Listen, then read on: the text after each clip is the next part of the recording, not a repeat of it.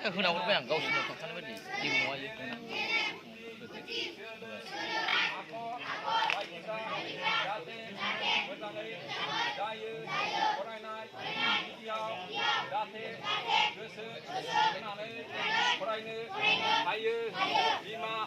Bipani, Genaya, Jate, Oprat, Kalama, Dini, Pakai, Dini, Bima, Toro, Kotini, Katiau, Aros, Gabnai, Habai, Nene, Bima, Dungabla, Dengha, Raha, Gaya, Bunde, Puniprai, Gerdase, Nango, Aini, Azase, Zika, Mene, Pakai, Jene, Raha, Koye, Bini, Pakai, Aros, Kapanai, Habai, Bini, Unau, Sika, Dika, Jekalani, Unau, Sakri, Bakri, Mene, Pakai, Aros, Kapanai, Habai, Jate, Sika, Dika, Aranai, Dami, Onsel, Damini, Baide, Baza, Gida, Kongbai, Gerebe, Gerebo, One night, Mene, Pakai, Aros, Gabnai, Habai, Aye, Bima, Toro, Koti, Keleng, Kalamne, One night, Nonga, Jengni, Geli, Gese, Atma,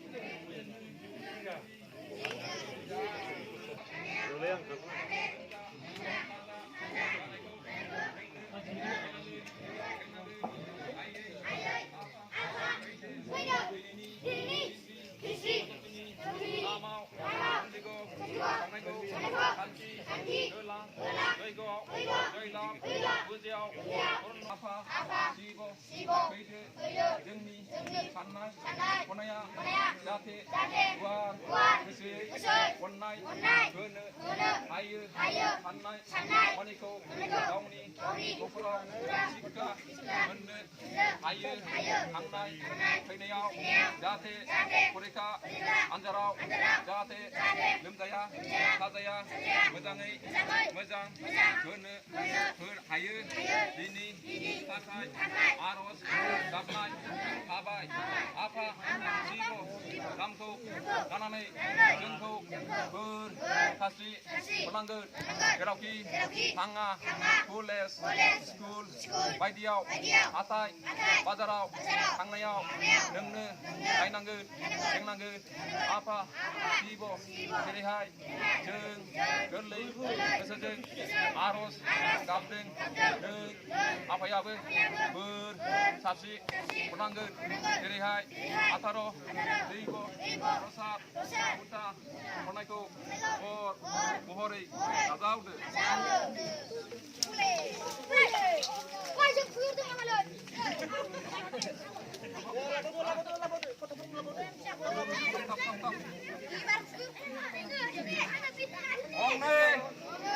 Apa? Rama, Vishnu, Oisho, Nene, Seder, Aye, Bima, Toro, Koti, Devi, Kamde, Kase, Ishwar, Aye, Bima, Vishnu, Mairo, Taka, Visa, Vikama, Kananai, Okoni, Dengri, Kananai, Dongo, Aye, Bima, Ponga, Bibi, Haje, Hala, Daima, Pisla, Daitu, Sagor, Nengne, Kunka, Kunki, Nizra, Ninjri, सान्थि होनांगोन आइयै बिमा